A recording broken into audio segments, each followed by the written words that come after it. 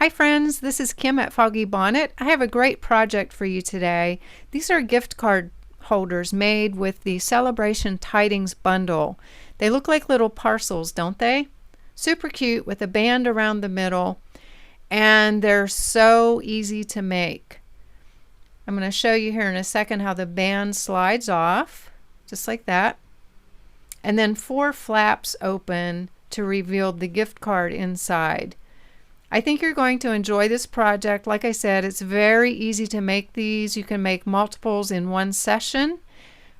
So let's get started. This project is made with the Celebration Tidings bundle. There's a stamp set, Celebration Tidings, and I'm using the Merry Christmas sentiment out of this stamp set. And then there's the die set called Celebration Labels Dies. And I wanted to show you the label dies in order from smallest to largest. I've numbered these 1 through 5 so that I can show you exactly which ones I used for this project. I used the second from the smallest, which is number 2 in my ordering system, and I used number 4 also, which is the second to the largest. So 2 and 4 going in order from smallest to largest. With the smaller of the 2 dies, you want to cut 2 pieces of solid color cardstock. And in my demonstration right now, I'm using Whisper White. So I've cut 2 labels from the smaller of the 2 dies, as you can see here.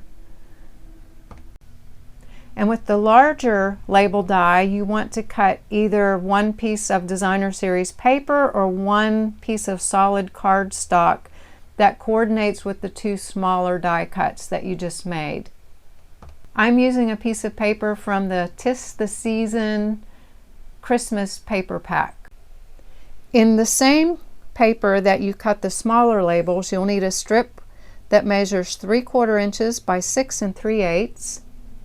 And then you'll need another strip matching the larger of your 2 die cut pieces, and this strip will measure 5/8 by 6 inches.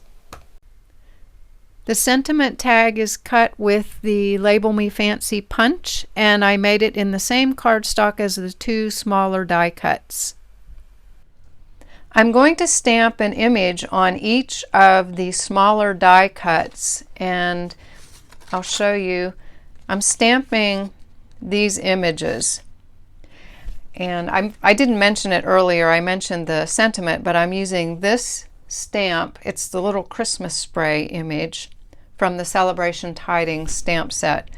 So I have shaded spruce ink here because it coordinates with my designer series paper. And I have the stamp, and I have 1 of the smaller die cuts. And I'm going to stamp this so that the stems just go off the end of my die cut. I'm stamping on a foam pad because these are photopolymer stamps, and I like to have that little cushion for a good image. Okay, so I'm going to ink up here and then just stamp again with the stems just going off the bottom. Press. There we go. And I have this oriented in portrait orientation. So there's one, and I'm going to do the same thing on the other one.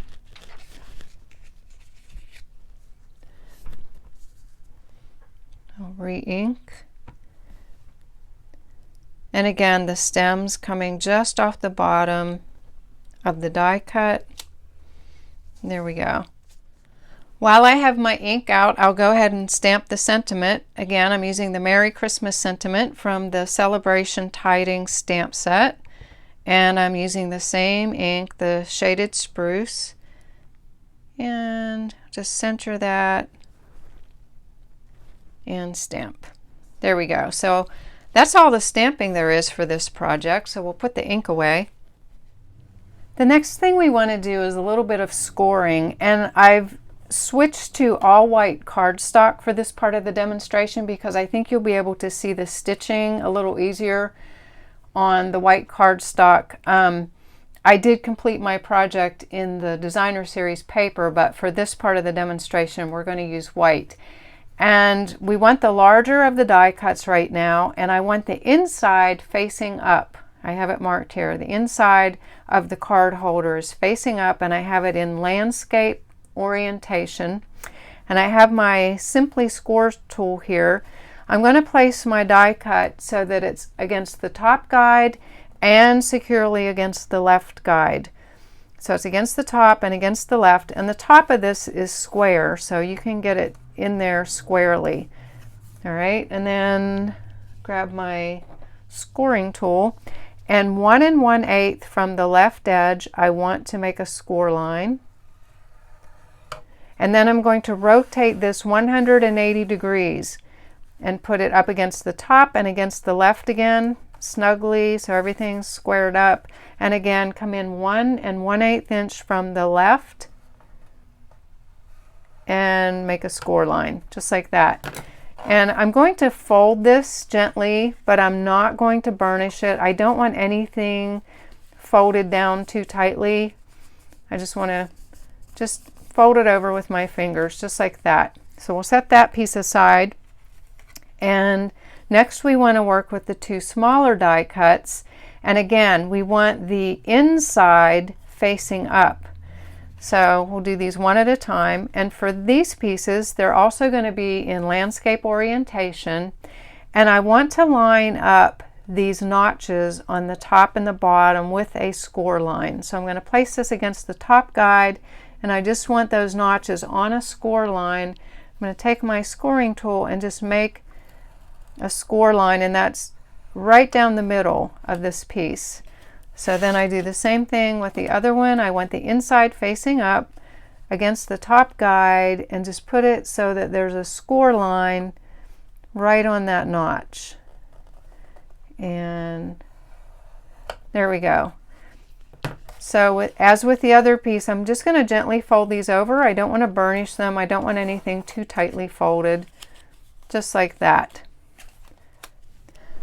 So now we're going to assemble the card holder, and I have the pieces laid out here in the way that they're going to go together. I have the two folded inside pieces that are going to be adhered inside the larger piece. And this is where I needed you to see the stitching. When I adhere this folded inside piece to the inside of the card holder, I'm going to line up this folded edge with the stitching, the point of the stitching, and that will give me the exact size or space on the inside for a gift card. So let me break this down. So the first thing we're going to do is apply glue to the back side of this folded piece. I want the stamped image on the front. It opens like a book, and I'm going to put the glue on the back, and I am using my multi-purpose liquid glue. Okay, so I want the left edge to be parallel with the left edge of the larger die, and I have the larger die in portrait orientation with the fold here and here. So I want this left edge to be parallel to this, and I want this left folded edge to come just to that stitching, and I'm centering it top to bottom between these two folds.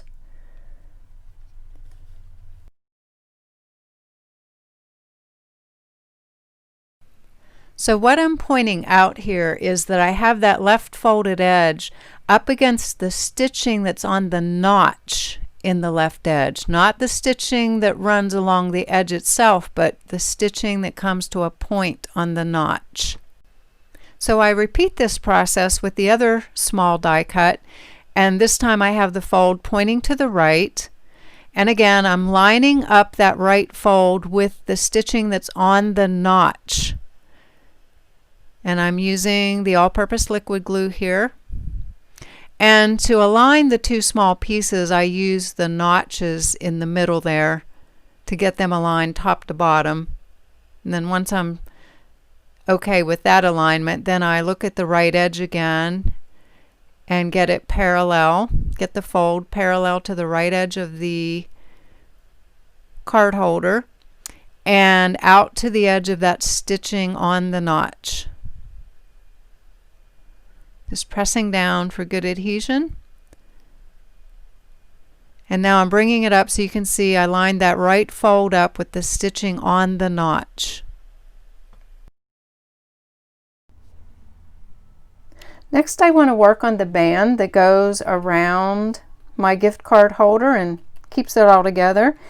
I've taken the two strips and I've adhered them just on the end, on the left edge. I've lined up the left edges and I've just adhered them on that end with a piece of tear and tape, and I've left the remaining parts of them free.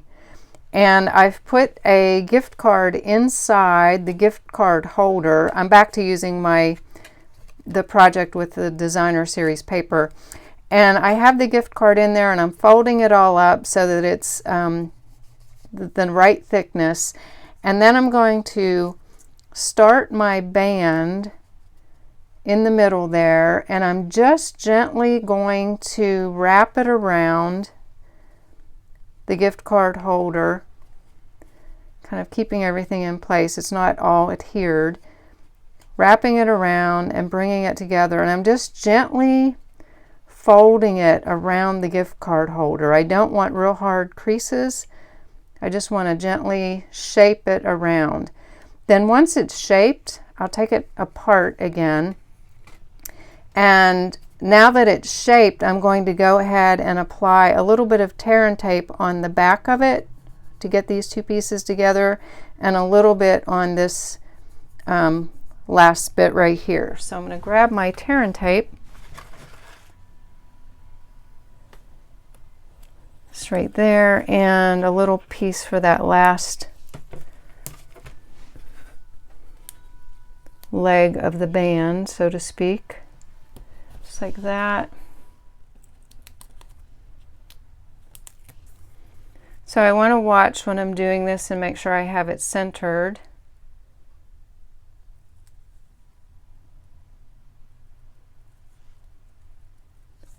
And then I'll just take this last little bit off the backing on the tear and tape.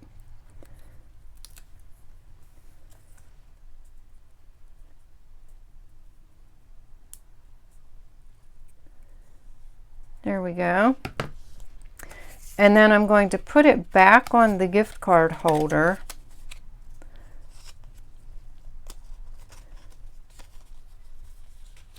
Just like that, and it's going to overlap. And I don't want to have it too tight. I want it to be able to easily slide off and on. So I'm going to put a little piece of tear and tape right on that open edge where the second strip ends, and there's a little bit left over of the longer strip. I'm just going to put a little piece of tear and tape there.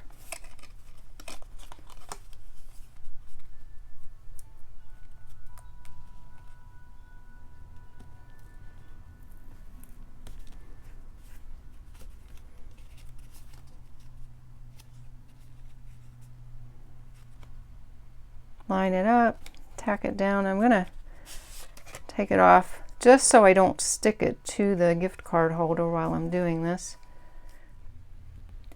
The last thing I did was attach my sentiment tag to the band, and I just used a piece of tear and tape on the back of the sentiment tag vertically, and I added 2 red holiday rhinestones for a little bit of bling.